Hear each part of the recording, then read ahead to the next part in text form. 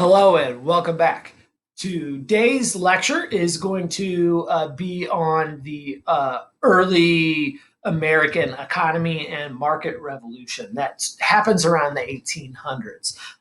What you have to understand about the economy up until the 1800s is it was, definitely primarily agricultural and as a matter of fact, the even during the market revolution, the economy is mostly agricultural. But it's during the 1800s that we start the process to move towards manufacturing. And so the early colonial economy is mainly farming and agriculture, and a lot of it is small farming. There are some larger farms, particularly in the South.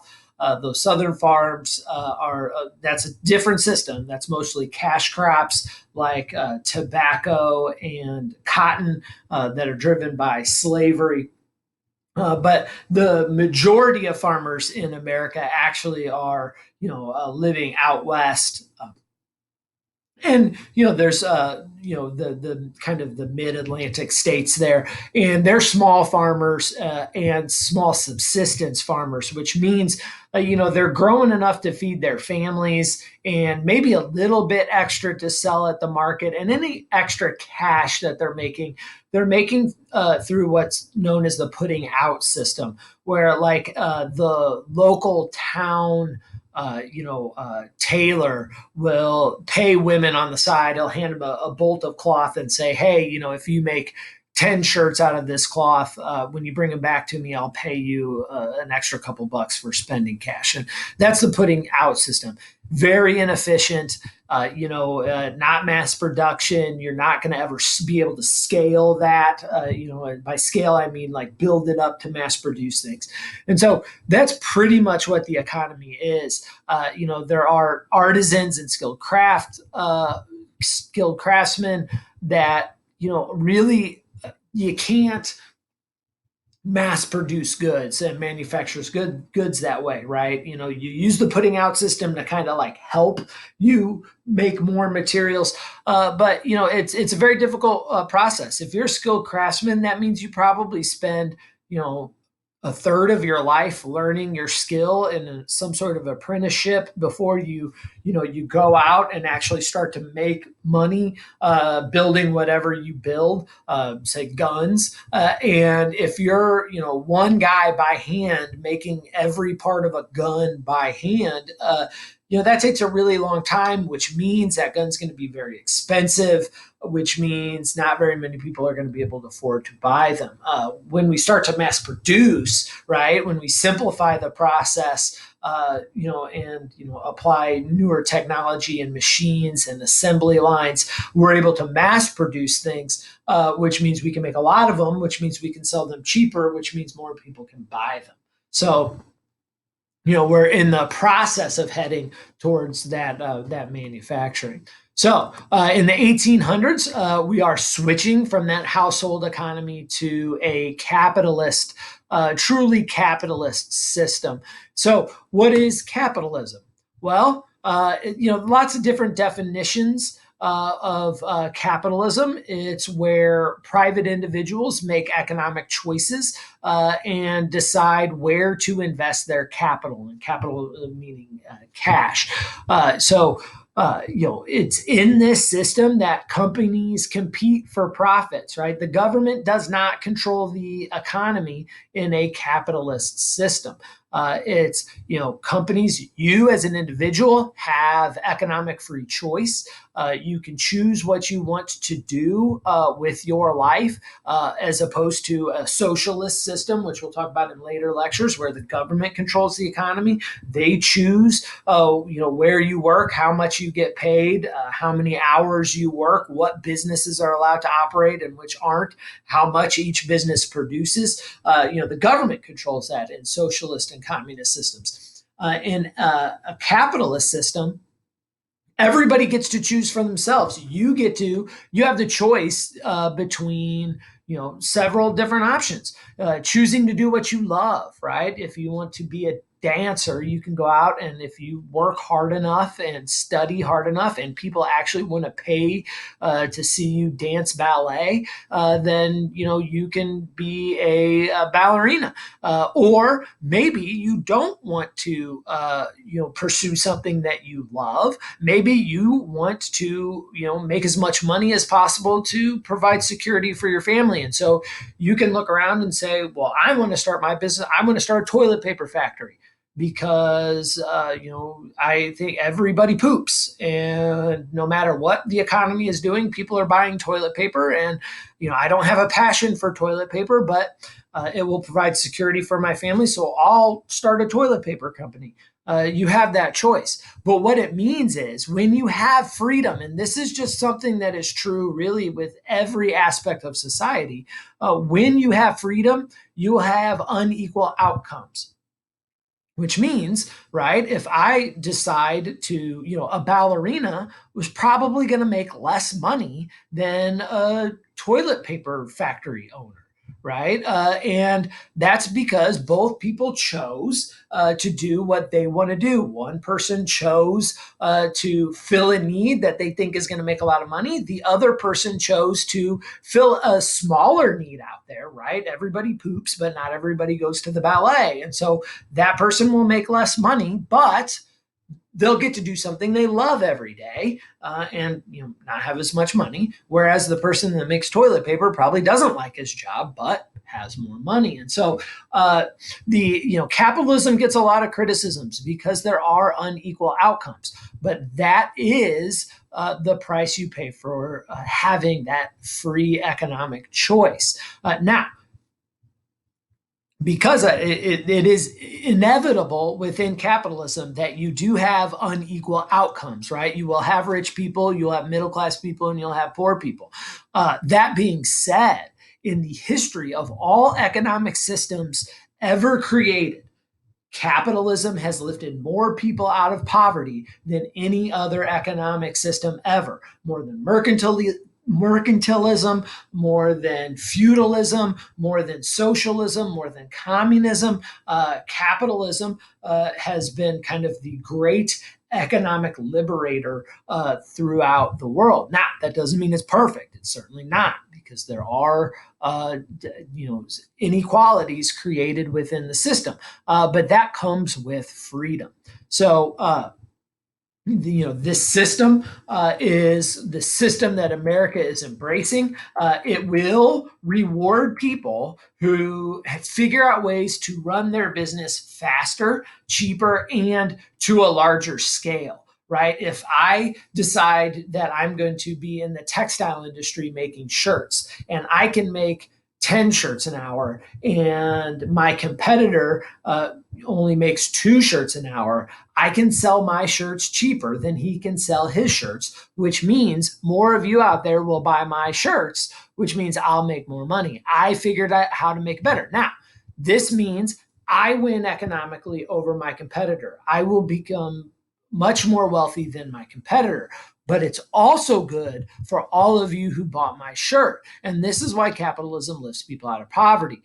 Because poverty, if you want to help poor people, one of the best ways you can help poor people is to make things cheap and efficient so they can buy more top quality things, right? I wouldn't be in the middle class if I couldn't go to Walmart and buy a $5 lamp. If I had to buy handcrafted, handmade lamps as an educator, I could never afford that, right? And I would, if everything I had to buy had to be, handmade, then I would be in a lot of trouble. But because these businesses have figured out how to make things cheap and inexpensive, I can buy the bookcase behind me, and because the printing industry makes books inexpensive, I can have all these books, and I can afford an Apple Watch because Apple has made technology cheap, and so we all benefit from this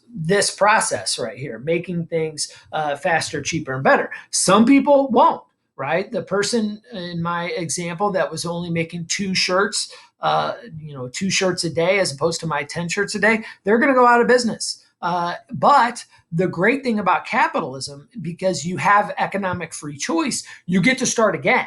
And so, maybe making shirts wasn't what you should have been doing. Maybe what you should have been doing is farming, and you have that opportunity. You're not dependent upon the government to, set you in a position. And we'll talk more about socialism as we get further on in these series of lectures, because there's some real serious problems with economic motivation within that system. Now, maybe that's worth it because it could potentially, lessen economic inequality. But what we see in actuality and in fact and in history is that that's not the case.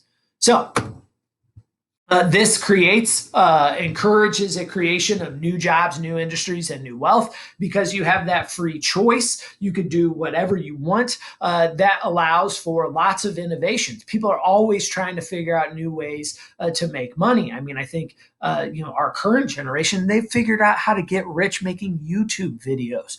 No one in my generation would have ever thought about that. That would never have happened in any other system except for capitalism, because some kid somewhere decided that they can, play with toys on YouTube, and that filled a need, and they made millions of dollars a year doing that. And so there's always this innovation because people have the freedom to figure out how to fulfill needs and make money. And that also really benefits not just the people that are making money, but you and I, the average Joe, and people in poverty, because all of these new inventions, although a lot of times when there's a new invention, it is initially very expensive, but other people figure out how to make those technologies cheaper until the point where we live in a country that's so amazing and so wealthy that that not just the average person can afford an iPhone. People that are living at the poverty line and below the poverty line can still afford things like iPhones and cars because we've been able to make them so inexpensive that they're within reach of many different people. Now, there's still problems with capitalism. Believe me, when we get to the lectures on industrialization, we're going to talk about how capitalism left unchecked can be really devastating. Because if businesses are allowed to do whatever they want to drive down prices, that means that they can pay their employees nothing, or work them 18 hours a day, or in dangerous conditions. And so there's lots of problems with capitalism that we've slowly been trying to figure out how to regulate to make it a more fair system. We haven't solved all those problems yet, by the way. Right? I mean, we're still struggling with that today, but there's just no doubt about it. Every other economic system that we know of, there might be some system out there that we haven't invented yet, but every other system that we know of, the problems are way worse than the problems that we have with capitalism. So, how did we get to the market revolution? Well, manufacturing really started out in New England, around the Massachusetts area, mostly in the textile industry, places like Waltham and Lowell, which we'll talk about in future lectures, where we're going to start to see that we're going to move away from that like artisan craftsman kind of economy. And we're going to start to simplify the process. We're going to start to use machines instead of humans as workers. Now, the workers still have to run the machines and fix the machines and operate the machines, right? But we're going to start to simplify tasks, and that's what machines do. And so that means we're going to be able to make things quicker, which means we're going to be able to make things cheaper. These factories a lot of times will be centralized, and so we'll try to put all of the parts of building a thing under one roof, right? And so that's the factory system. Instead of, Tom in village A makes one part of a product, and, Carol in village D makes another part of the product, and then they have to meet together, and then, Bethany in village C puts it all together. That takes too much time. And so we're going to move away from that. We're going to centralize all that into one central spot. And so put all of the parts of making a product in one spot. You can make them quicker and more efficiently, and which makes things cheaper, which means you can sell more, which means you make more money, and which means that the average consumer gets to benefit because they can buy more stuff with the money they make. Now, these first factories are going to pop up around rivers, very specifically because the first machines are going to be run by water power. Right? We don't have the combustion engine yet. We're not there. This is not the industrial revolution that will happen later. So most of these factories are going to use water power, and so we're going to see the factories appear by rivers, which will then lead to, because if the factory is there, you need workers. Well, you're talking about needing workers in a world without cars, highway systems, railroads, which means the workers have to live by the factory, which is going to see the rise of the importance in cities. We're going to see, cities becoming much more important. Now, most people are still living out in the countryside. Most people are still living out on farms. It's going to be till like 1920, where the majority of the population live in the cities. So this is going to be a long process, but cities are becoming more and more relevant. So most of the people that are working in these factories are going to be young men, right? If you're growing up on a farm and say you're the third son, well, you're probably not going to be able to inherit that farm, so you're going to be looking for work. How are you going to be able to provide for your family? Well, you can move to one of these cities, get a job in a factory, and so now you're working outside of the home. And because you weren't going to inherit the farm anyway, that's the eldest son was probably going to get the farm. So it's going to give you an option to be able to make money. Now, once we start to get into factory work, that's different from farm work. Farm work, you go out, you work until the job is done. You're working for your family, and so if you're working long hours, you're not so concerned about it because you're choosing to work those hours. And so it's hard work. It's definitely hard work, and you got to do it to survive. But nobody's overworking you. Once we start to see people moving to factories, all of a sudden, because we have an unregulated form of capitalism, which is going to be a real problem, the factory owners are going to want to work their workers as much as possible and pay them as little as possible so their products can be cheaper so they can sell more of them. Well, the workers are going to kind of, in the beginning of the system, they're going to be, in a lot of cases, mistreated and taken advantage of. The hours that get set by the worker or by the owners will be very long. In a lot of cases, 12 to 14-hour days, 6 days a week. And there's no minimum wage because there's no regulation on capital. It's laissez-faire capitalism, which means hands-off capitalism, which means the government doesn't regulate business.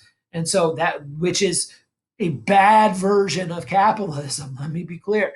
And so, this issue right here is going to cause a lot of problems. It's going to take a while to figure out. Really, we figured out historically very quickly. We're talking 1800 and by 1940, so 140 years of ups and downs with workers' rights. I know that seems like a long time, but historically, that's a relatively short period of time. Women are going to be started to be included in the workforce. Now, I want to be clear here. Women are,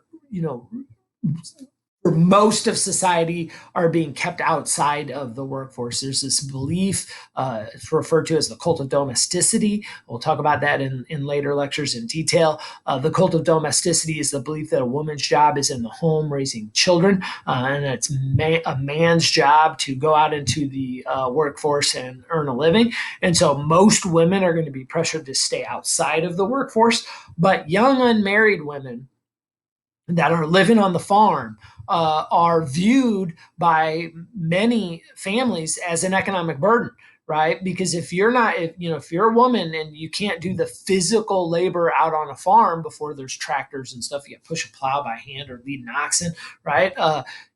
Most women just aren't actually strong enough to do that. Some women are for sure, but most aren't. And so, if you're a family and you're looking around and you've got a bunch of daughters, well, they're eating food and they're doing all this stuff, but they're not able to help you. They're viewed as an economic burden. And so parents would, they really felt like they had two options. One, to marry off their daughters. And so that's why we get the custom of a dowry. And so it was the dad and the mom would essentially go to eligible young men and say, hey, look, if you marry my daughter, I'll give you a dowry of a goat and two chickens and a cow, or whatever it is, or cash if you marry her. And it's this, it's essentially saying, look, if you as a young man are going to work on a farm all day, you need somebody to take care of the home for you, right? You need that domestic partnership. And but it's expensive to take on a wife, and what we'll do is we'll help negate that expense by giving you this dowry, and that helps us because then we're no longer responsible for feeding this young woman.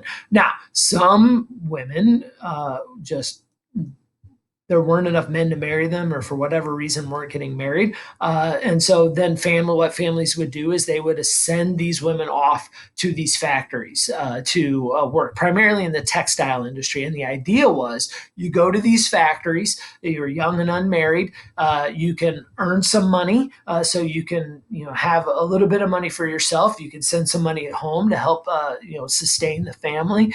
And then they're generally living in dorm rooms for the factory owners own.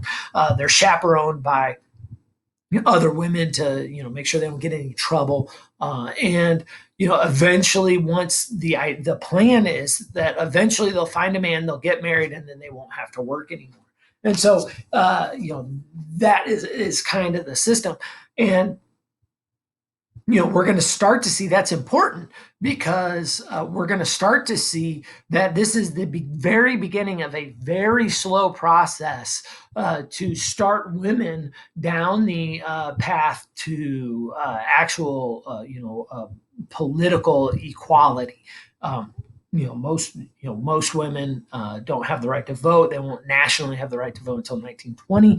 And so, when women start to make their own money, they gain a little bit of independence. And so that's the stepping off point for a very slow movement towards that political equality. Now, the other thing that happens during the market revolution is the growth of the banks. Banks are critically important to the economy. I think we a lot of times we don't understand how important banks can be. Banks essentially. Back in the day, they're different now. You would go to your state government and get a charter from the state to start a bank, and once you got that charter, what you would do is, you would open your bank, and people from around your community, and generally these are not big national like conglomerate banks like we have today. They're small local banks, and the local community would put their money in the bank. And well, why would they do that? Well, for lots of reasons, it helps keep them safe. The bank's got a big vault, so it's less likely to be stolen. And banks will give a small amount of interest if you leave money with them. But then what makes banks important is what they do with that money once they get it. That money, it doesn't just sit there in a vault. They take that money and they loan it out to other people. Remember earlier we talked about that guy in the capitalist system that wants to start a toilet paper company. Well, does he have the money to go out and buy the land and build the factory and hire the employees to do that on his own? No. So where's he going to get the money to start that business? That business that's going to hire 100 employees and give 100 people paychecks and do this good thing for the community and provide a cheap, inexpensive service of toilet paper. We want him to build that factory because he's going to hire people, he's going to give people jobs, and he's going to make cheap, inexpensive product that we need on a daily basis. Where's he going to get the money to start that business? That's right, the banks. And so that's what they do with that money. Now, the banks don't just give them that money; they offer them. They get interest paid on it. So if you borrow $100,000, you might have to pay back $130,000. That's how they make their money. Generally, banks make about 4 to 7% profit every year. So it's not as much as people have in their imaginations, but it is a lucrative business for sure. So these people put in money, and then businesses get loans. That creates jobs. It provides new products. It provides innovation, which gives us cheaper products. So not only does it create jobs, but it creates less expensive goods. And there's two ways to be able to help poor people in the economy. Two big ways. The two biggest ways. The two biggest ways is jobs. That's the first. And then two, it's lowering the prices of goods. And so, the banks are crucial in that process. Now, there are problems with banking for sure, particularly during laissez-faire capitalism, right? That's that unregulated capitalism, which is not what we have today. And some banks got greedy and they would do some uncontrolled lending. They would just, hey, look, if you're, they would look around and they'd say like, I don't know that this is the greatest idea, but if you agree to, pay a higher interest rate, maybe we'll give you that money anyway. Well, what happens when a bank loans money to a person that either A, can't pay it back, B, business fails, so can't, or C, just never intends to pay it back ever? What happens to that money? Well, it disappears. Well, whose money is it? It's not the bank's money, it's your money. And so, uncontrolled lending can be disastrous because if there's not restrictions on how much money a bank can lend out, they might lend out all of it, right? Not all banks would do that. Smart banks don't. But greedy banks will lend out all that money. And if those loans go bad, then the money that gets lost is your money. So this is one of those, the world's a complicated place. We need banks. We benefit from banks. We want our banking system to be strong, right? But we also want it to be regulated, because if it's not regulated, then they'll loan out all their money. Some of those loans will be bad. And when they lose that money, it's ultimately the depositors, us, who wouldn't be able to get our money back. And so that's a problem we're going to deal with all the way up into the Great Depression, right? Where today banks are only allowed to lend out a certain amount of money that they have on hand. So they can only lend out a certain percentage of our money, right? And there's all kinds of checks and balances on who they lend their money to. Now, a lot of people will criticize that because they'll lend their money to people who are the most likely to pay it back, right? So it's easier for a rich person to get a loan than it is for a poor person to get a loan. That sucks. It does. But if the banks loan out too much to people that aren't capable of paying it back, right, then what happens? The bank fails. We as depositors lose our money, right? And then when the bank fails, can we start new businesses? No, right? And so then all of a sudden jobs start going away. And so there's this balance that I don't think we've found yet, but we're attempting to find between making sure banks stay solid, but trying to make sure that all the people that can pay a loan back can get a loan. So it's a very serious process, because if we give too many loans to too many people who can't pay it back, then all of a sudden regular people like me and you, we're going to go, oh my God, my bank's making bad loans. We're going to rush to the banks. We're going to pull out all the money out of the banks. Then that's called a bank panic. Those banks fail. Then we're not going to get job creation or innovation in manufacturing in our communities, because there's no loans available for those communities. So eventually we'll create an insurance policy. Like today, we don't have to worry about that because of the creation of FDIC, Federal Deposit Insurance Corporation. Those things are going to help with this problem, but we haven't worked out all the kinks yet. The other thing that starts to happen is banks start to issue things that are called bank notes, and so bank notes are kind of like a check today. And it was just, the bank would say, yeah, Mr. Garrison has $200 worth of gold in his account. You can take out $100 or whatever of it. And so it's this promise that the bank makes to pay gold or silver coins essentially on demand. Well, that wasn't being regulated under laissez-faire capitalism either. Today, there's regulations on checks and money and things like that. And so what would happen is when banks ran out of notes, they would just print more. They would just say, oh, sure, yeah, we got it. Well, what happens when you increase the supply of something? Well, you start to get, particularly money, and this is essentially what we're talking about here. We start to see inflation, and so it would cause the value of money to be unpredictable, because there was no government regulation on how banks issued these notes. When you got a note, you didn't know whether or not that bank actually had the gold or silver to pay you with that. And if you can't trust money, what do? You don't accept it, right? And so, if you're a farmer and somebody says, hey, look, that bushel of wheat, I'll give you this banknote for it. And that customer A does that. And customer B says, hey, I'll give you a dozen eggs for that bushel of wheat. Well, you know what the value is of a dozen eggs. You don't know the value of that banknote. And so what are you going to take? Probably going to take the eggs, right? And so, this is again another one of those problems with laissez-faire capitalism, and it's something that we're going to pretty much work out. We still have a problem with overprinting money, but much less of a problem today. All right, that will conclude our lecture on the market revolution of the 1800s. Thank you very much for your time, and I will see you again soon.